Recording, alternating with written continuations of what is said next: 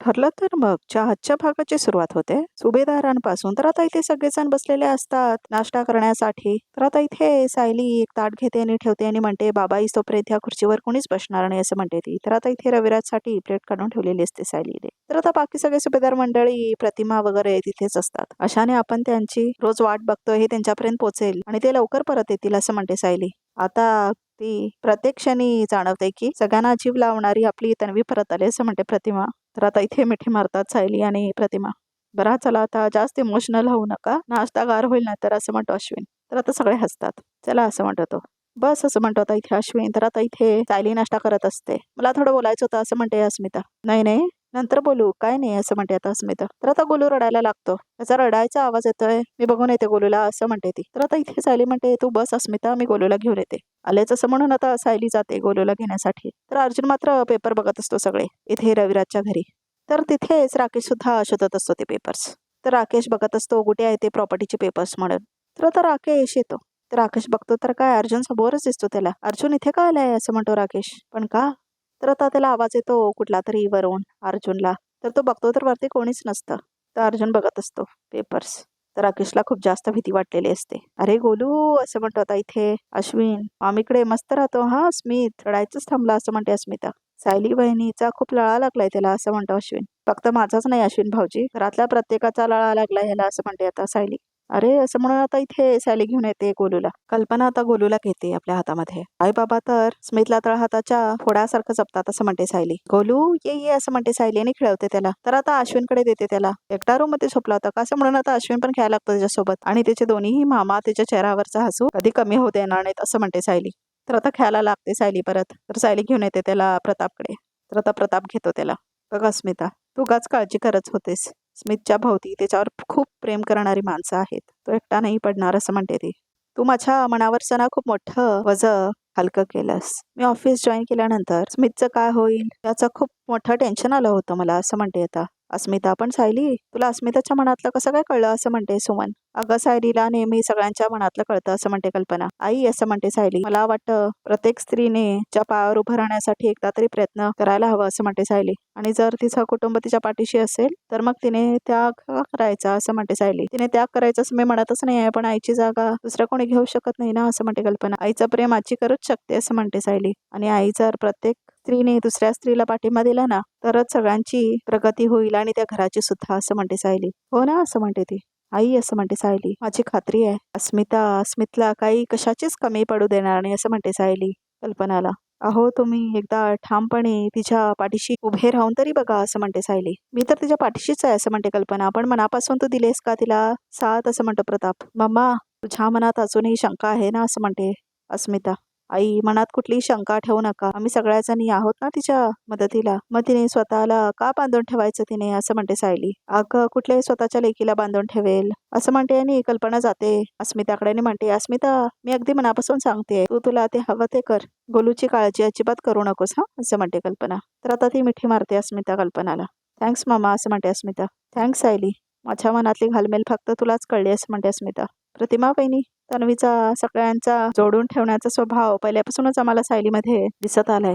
आता कळतंय की आपल्याला या दोघींमध्ये इतका साम्यपणा का जाणवत होता असं म्हणते सुमन. हीच आपली खरंच वारसदार असं म्हणते आता ती. अगं म्हणून तर रविराजना इतक्या घाईने सायलीच्या नावावर सगळी प्रॉपर्टी करायची आहे असं म्हणते प्रतिमा. तर आता राकेश बघतो अर्जुनकडे. तर आता अर्जुनला काहीतरी सापडलेलं असतं. हीच ती फाईल असं म्हणतो अर्जुन. तर आता तो घेऊन जातो ती फाईल. तर आता तेवढ्यातच जरा कॉल आलेला असतो. तर आता राकेश तिथेच असतो. बोला ते असं म्हणतो अर्जुन. हो मला फाईल्स मिळाल्यात, निघतोय मी असं म्हणतो अर्जुन. म्हणजे अर्जुन काकाची कुठली तरी फाईल घ्यायला इथे आला होता. चला बरं झालं आता मी प्रॉपर्टीचे कागद शोधतो असं म्हणतो तो. फक्त हा निघू दे, मी प्रॉपर्टीचे फाईल्स शोधायला लागतो असं म्हणतो आता इथे राकेश. चेक केल्यात मी फाईल्स आणि ह्याच्यामध्ये जुनी बिल पण आहे असं म्हणतो आता इथे अर्जुन. तर आता राकेश आपल्या डोक्याला हात धरतो. हो निघतोय मी आता असं म्हणतो अर्जुन. बाय.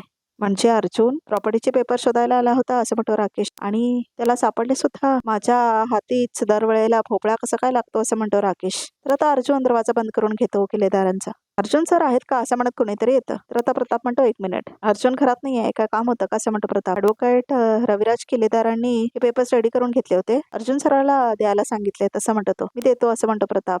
या असं म्हणतो तो. प्रतिमा आहे की असं म्हणतो आता इथे प्रताप. तर आता पेपर्स असतात बघा प्रेक्षक प्रतिमाच्या हातात. म्हणजे रविराजने बनवलेले प्रॉपर्टीचे नवीन पेपर्स आता आपल्या हाती आलेले आहेत. आता अर्जुन ते जुने पेपर्स घेऊन आला की आपण ट्रान्सफरची प्रोसेस सुरू करायला मोकळे असं म्हणते प्रतिमा. या सगळ्याची काय गरज होती असं म्हणते सायली. तुमचं प्रेम माझ्यासाठी लाख मोलाचं आहे. मी ही प्रॉपर्टी घेऊन काय करू असं म्हणते सायली. अगं परत तेच, आम्ही खूप वर्ष या क्षणाची वाट बघितली आहे सायली असं म्हणते प्रतिमा. आता तू अजिबात नाही म्हणायचं नाही आहे असं म्हणते प्रतिमा. तर आता इथे अर्जुन बघत असतो पेपर सगळे. हॅलो सिनियर, पेपर्स रेडी केलेत मी. इथे तुला तन्वीचं नाव नको होतं, म्हणजे प्रियाचं नको होतं, ते सगळे मी चेंजेस करून ठेवलेत. ती आली खाली, मी तिच्या सह्या घेतो आणि मग पाठवतो असं म्हणतो अर्जुन. बाय. ए सायली इथे बस असं म्हणतो आता इथे अर्जुन. आणि आता इथे सायली बसते. सायली आता माझ्या डोळ्यासमोर या पेपर्सवर सह्या करणार असं म्हणते आता प्रतिमा. हे घे सायली असं म्हणतो अर्जुन. इथे सही कर या पेपर्सवर खाली. आणि मग शेवटी इथे असं म्हणतो अर्जुन आणि तो साईन करायला लावतो आता इथे सायलीला. सायली मात्र खूप संकोचित असते कसं करायचं सायली म्हणून. तर आता इथे तिकडे तिकडे बघायला लागते. तर त्याच्यावर तन्वी रविराज किल्लेदार लिहिलेलं असतं. आपलीच सायली सगळ्यांची तन्वी आहे असं म्हटलेलं असतं ना अर्जुन. आणि आता इथे प्रतिमा म्हटलेली असते, माझं मन सांगतंय तूच माझी लेक आहेस असं म्हटलेली असते ना प्रतिमा. तन्वी तू माझी तन्वी आहेस असं म्हटलेलं असतं ना रविराज. अस्पर्श खरा आहे असं म्हटलेली असते ना सायली. सगळं आता आठवतं तिला फ्लॅशबॅक मध्ये. सायली असं म्हणते आता इथे कल्पना, तू सही का करत नाहीयेस. तर आता अर्जुनकडे बघते ती. स्वतःचं नाव तन्वी रविराज किल्लेदार हे पहिल्यांदा वाचून इमोशनल झालेस ना तू असं म्हणतो अर्जुन. तुला तुझी खरी ओळख मिळावी म्हणून किती धडपड केलीस तू, आणि आता फायनली तुला तुझी ओळख मिळते. इथे असं कर म्हणतो अर्जुन. आणि आता साईन करायला लावतो तो सायलीला. तर आता सायली साईन करते. तर आता सगळीकडे ती तन्वी किल्लेदार म्हणून साईन केलेली असते. तर आता खूप जास्त आनंद झालेला असतो प्रतिमाला. झालं असं म्हणतो अर्जुन. तर आता सगळेजण टाळ्या वाजवतात. चला आता यावर रविराज काकांना सह्या झाल्या की सगळी प्रॉपर्टी तन्वीची म्हणजे सायलीची असं म्हणते आता अस्मिता. कॉंग्रॅच्युलेशन्स बायको असं म्हणतो अर्जुन. तर आता बघा प्रेक्षकावर रविराजला नक्की काहीतरी गेम करणार आणि सायलीची प्रॉपर्टी तिला मिळणारच नाही असं काहीतरी दाखवणार बघा प्रेक्षकावर. कारण पुढचा ट्रॅक काहीतरी इंटरेस्टिंग असायला हवं ना, त्यामुळे असंच काहीतरी दाखवतील. तर आता तेवढ्यातच राकेश आलेला असतो आणि टाळा वाजवतो तो. राकेश असं म्हणते सुमन, तू इथे. हो तुम्हाला भेटायला आलं होतं असं म्हणतो राकेश. सगळं बघून खूप बरं वाटलं असं म्हणतो राकेश. तन्वीचा ज्या गोष्टीवर हक्क होता ती गोष्ट तिला मिळाली असं म्हणतो राकेश. नाहीतर पप्पाने पूर्ण प्रयत्न केला होता की की हिला काहीच मिळू नये म्हणून असं म्हणतो राकेश. मला लाज वाटतंय त्यांचा मुलगा म्हणून घ्यायची असं म्हणतो राकेश. आणि नाटक करत असतो तो. सॉरी, माफ करा मला असं म्हणून आता राकेश स्वतःला मारून घेत असतो. काय वेडा आहेस का तू असं म्हणतो प्रताप. हे बघ राकेश, जे झालं ते झालं असं म्हणतो अश्विन. हे बघ आपण सगळे एकत्र आहोत आणि एकत्र राहणार आहोत असं म्हणतो अश्विन. थँक्यू असं म्हणतो राकेश. आणि सायली मनापासून अभिनंदन असं म्हणतो राकेश. येतो मी असं म्हणतो राकेश आणि निघून जात असतो. तू आत्ताच तर आलास आणि निघतोयस पण ते आता इथे सुमन. मला थोडा वेळ एकटा राहायचंय असं म्हणतो आता राकेश बघा प्रेक्षक हो. आणि मगच माझा पप्पांवरचा राग शांत होईल असं म्हणतो तो. बरं हरकत नाही असं म्हणते आता सुमनाने जात होता राकेश. राकेश त्याच्या वडिलांसारखा नाही निघाला ते माझं नशीबच म्हणायचं. जे काय वाईट घडायचं होतं ना ते घडून गेलंय असं म्हणते कल्पना. आता की नाही फक्त चांगलंच होणार आहे बघ असं म्हणते कल्पना.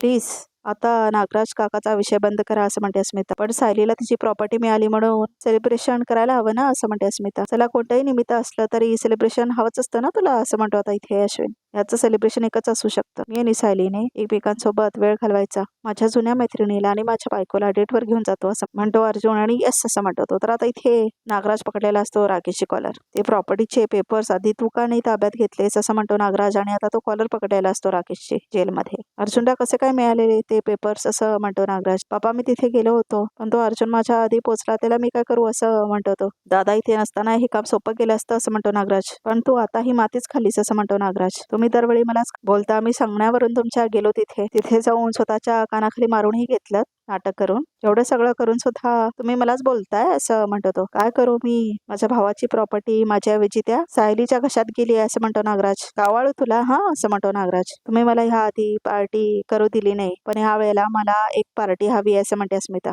अस्मिता हे बघ, माझ्या बायकोचा हक्क पहिला माझ्यावर आहे, त्यामुळे आता मी तिला बाहेर घेऊन जाणार आहे असं म्हणतो अर्जुन. अर्जुन असं म्हणतो प्रताप. जरा थांब, सायलीला देवदर्शनाला घेऊन जायचं आहे मग नंतर सगळं बघू हा असं म्हणतो प्रताप. तर आता अर्जुन म्हणतो काय. तर आता इथे प्रतिमा म्हणते पण मी सायलीला आमच्या घरी घेऊन जाणार होते असं म्हणते प्रतिमा. आणि हो पूर्णाई मगाशी म्हणत होत्या की त्यांना सायली त्यांना घेऊन माई मावशींकडे जायचं असं म्हणते आता विमल. नाही नाही नाही आधी माझी पार्टी असं म्हणते अस्मिता. तर सगळे आता बोलायला लागतात. थांबा थांबा असं म्हणते सायली. अरे हो थांबा, ऐका मी कधी कुणाला वेळ द्यायचा हे मीच ठरवणार असं म्हणते सायली. विमल ताई फळा घेऊन या असं म्हणते सायली. तू आता लिस्ट करत बसू नकोस, आता जी पार्टी ठरवली आहे ती होणार म्हणजे होणार असं म्हणते आता इथे अस्मिता. तर आता सचिनला दाखवलंय मी एवढी बिंडोक आहे ना, ती ते काम राकेशला सांगितलं असं म्हणते प्रिया. त्याला अक्कल नाहीये, माझ्या लक्षात कसं काय आलं नाही असं म्हणते प्रिया. अगं पण त्या राकेश बद्दल आता कळतंय मला. त्याला पहिल्यांदा भेटलेस का तू असं म्हणतो तो. वेळसून परत आल्यापासून जगाचा राजा असल्यासारखा ॲटिट्यूड घेऊन फिरतोय असं म्हणते प्रिया. मुळात तर बिंडोकच आहे ना तो असं म्हणते प्रिया. किल्लेदारचे जुने प्रॉपर्टीचे पेपर्स तुमच्यापैकी कोणीतरी घ्यायला हवे होते असं म्हणते प्रिया. सुभेदार आणि किल्लेदारांच्या घरात मला प्रवेश तरी आहे का असं म्हणतो सचिन. अरे मग महिपत शिकरेची सगळी माणसं काय किल्लेदार आणि सुभेदारांच्या घराच्या बाहेर रांगोळी काढत बसली आहेत का असं म्हणते प्रिया. सायली ते असं म्हणते विमल. आता मी काय लिहिते हे बघा असं म्हणते आता इथे सायली आणि आता ती लिहायला जाते. तर आता ती काय काय लिहित असते बघा प्रेक्षक त्या फळ्यावरती. तर आता इथे नागराजाने राकेशला दाखवलंय परत. अक्कल नव्हती मला जे तुला काम सांगितलं असं म्हणतो नागेश. कुठून सुचलं मला हे असं म्हणतो नागराज. त्या महिपतच्या मुलांना सांगितलं असतं ना तर असं काम केलं असतं असं म्हणतो नागराज. तुला एक काम धड येत नाही असं म्हणतो नागराज. एवढंच तुम्हाला त्यांच्या विश्वास होता तर द्यायचं होतं ना त्यांना काम असं म्हणतो राकेश. तुमचं बरं चाललंय इथे आराम राहिलाय तुम्ही असं म्हणतो राकेश. तर आता नागराज बघतो त्याच्याकडे. माझ्या लक्षातच नाही आलं रे असं म्हणतो आता इथे नागराज आणि कानाखाली मारतो राकेशच्या.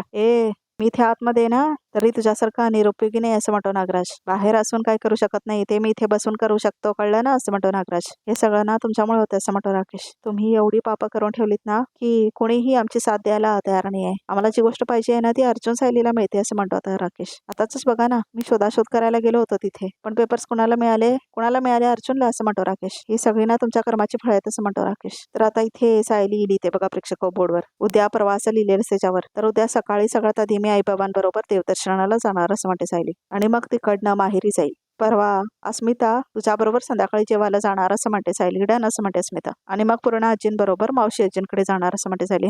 तर आता अर्जुनकडे बघत असते सायली. अर्जुन खूप विचलित झालेला असतो. या सगळ्यात सायलीकडे मी माझ्यासाठी वेळ कुठून मागू असं म्हणतो अर्जुन. कॅन्सलच करतो मी आता असं म्हणतो आता अर्जुन. तर आता नागराज म्हणतो आता अर्जुन आणि सायलीवर काहीतरी मोठं संकट यायला पाहिजेत असं म्हणतो नागराज. प्रिया असं म्हणतो तो. फक्त प्रियाच हे करू शकते असं म्हणतो नागराज. मला ना तिचं ऐकायचं नव्हतं अजिबात ऐकायचं नव्हतं असं म्हणतो नागराज. पण माझ्या घरातच असला दगड जन्माला आलाय मग काय करू मी असं म्हणतो तो. दगड वगैरे काय नाही हा असं म्हणतो आता राकेश. ही गोष्ट मान्य आहे मला की प्रियाचं डोकं माझ्यापेक्षा जास्त चालतं. मला तर वाटतं प्रियाने ठरवलंय की अर्जुन आणि सायलीवर काय संकट आणायचं असं म्हणतो राकेश. प्रिया हवेत बोलणारी मुलगी नाहीये. तिनं ठरवलं ना की लगेच ती करणारच असं म्हणतो नागराज. अर्जुन आणि सायलीला तोंड लपवायला जागा होणार नाही असं म्हणतो राकेश. ला नागराज. तर आता राकेश म्हणतो पण प्रियाने नेमकं कोणतं संकट आणायचं ठरवलंय असं म्हणतो राकेश. पण सायली वहिनी हे सगळं उद्यापासूनचं प्लॅनिंग आहे. तू आज काय करणार आहेस असं म्हणतो अश्विन. आजचा पूर्ण वेळ मी यांना देणार असं म्हणते सायली. तर अर्जुनला खूप जास्त आनंद झालेला असतो. हो असं म्हणतो प्रताप. काय म्हणालीस असं म्हणतो अर्जुन. तर आता त्याला धक्का बसलेला असतो. तर आता सायली जाते अर्जुनकडे. तर आता ती त्याचा हात पकडून येते. आजचा दिवस फक्त अर्जुन आणि तन्वीचा असं म्हणते सायली. तर आता सगळे बघत असतात त्यांच्याकडे.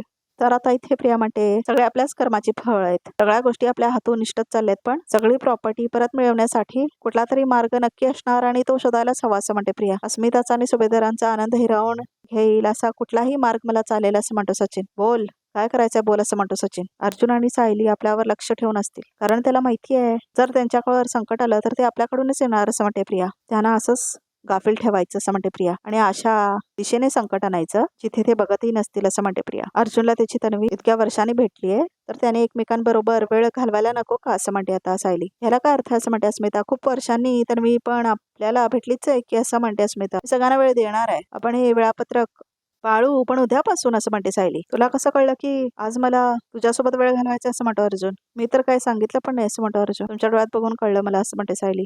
आणि तसं पण मला तुमच्यासाठी एक खास दिवस काढायचाच होता. तन्वीपर्यंत पोहोचण्यासाठी जर तुम्ही मला साथ दिली नसती तर आज आपल्याला हे सत्य कळलंच नसतं असं म्हणते सायली. तर आता प्रिया म्हणते सगळं करूया. माझ्या डोक्यात एक खूप मोठा प्लॅन तयार होतोय असं म्हणते प्रिया. पण सचिन मी इथे राहून फक्त सूत्र हलवू शकते पण मुळात प्लॅन एक्झिक्यूट तुला आणि त्या बिंडोक राकेशलाच करावं लागणार आहे असं म्हणते प्रिया. म्हणजे मी काय म्हणते ते कळतंय ना असं म्हणते प्रिया. माझी सगळी मदत फक्त तुझ्यावर असणार आहे त्या राकेश नावाच्या रिकाम्या डब्यावर आणि करशील ना माझी मदत असं म्हणते प्रिया. प्रश्नच येत नाही प्रिया असं म्हणतो सचिन. या सगळ्या सुभेदारांना चिखलात बरबटल्याला बघण्यासाठी मी काही करू शकतो असं म्हणतो आता इथे सचिन. हे तुला वेगळं सांगायला हवं का असं म्हणतो तो. अर्जुन आणि सायली खूप मज्जेत असाल ना तुम्ही. जितकं एन्जॉय करायचं ना तितकं करून घ्या असं म्हणते प्रिया. कारण आता एक वादळ येते आणि हे वादळ तुम्ही मजेत असताना तुम्हाला कधी उद्ध्वस्त करेल ना तुम्हाला कळणार सुद्धा नाही असं म्हणते प्रिया. तर आता ती हसायला लागते. तू खरंच खूप ग्रेट आहेस बायको असं म्हणतो अर्जुन. आज मला माझ्या मैत्रिणीसोबत टाइम घालवायचा होता. You know just like friendship day असं म्हणतो अर्जुन. आणि सगळ्यांचेच वेगवेगळे ब्रँड्स होते तर मी काय बोललोच नाही, गप्पच बसलो असं म्हणतो अर्जुन. हा ठीक आहे रे असं म्हणतो प्रताप. आमचा नंबर नंतर लागला तरी चालेल असं म्हणतो प्रताप. हा तर आता इथे प्रिया म्हणते, ताई मला भेटायला ना कोणीतरी येणार आहे, पण प्लीज तिचं नाव वगैरे रजिस्टर मध्ये लिहून ठेवू नकोस असं म्हणते प्रिया. मला कोण भेटायला येते हे कुणालाही कळता कामा नाही असं म्हणते प्रिया. ठीक आहे असं म्हणते ती कॉन्स्टेबल. प्रिया असं म्हणत होता कोणीतरी आलेलं असतं बघा प्रेक्षक हो. तर आता तिने चेहरा कव्हर केलेला असतो. तर आता इथे प्रिया समोरच थांबलेली असते तिच्या आणि ती आलेली असते बाई. तर आजचा भाग इथे समजून बघूया तर रिकामध्ये काय येते. तर आता इथे सायली आपला ड्रेस घातलेली असते नवीन आणि आता ती अर्जुनच्या बाजूला येऊन बसते. तर आता अर्जुन तिच्याकडे बघतच असतो. तर आता इथे सायली त्याला चिमटा काढते. मला एकतरी वडापाव खाऊ द्या प्लीज असं म्हणते सायली. घ्या गरमागरम वडापाव असं म्हणतो तो माणूस. तर आता सायली खाते वडापाव. तू आता स्कार्फ काढू शकतेस असं म्हणते आता प्रिया. तर आता ती बाई आपला स्कार्फ बाजूला करते आणि आता प्रिया म्हणते माझं तुझ्याकडे खूप महत्वाचं काम आहे आणि हे काम फक्त तूच करू शकतेस असं म्हणते प्रिया. तर बघा प्रेक्षक हो, रिकॅप सुद्धा इथेच संपतो. तर आमच्या चॅनलला नक्की सबस्क्राईब करा आणि अजून एक्सक्लुसिव्ह बुक्स बघायचे असतील तर हा व्हिडिओ बघतच राहा.